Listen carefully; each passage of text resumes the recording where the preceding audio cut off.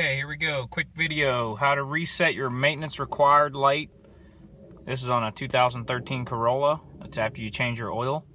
You're gonna want to turn your key to on, but don't start the car. You can see my maintenance required light is on. I just changed the oil.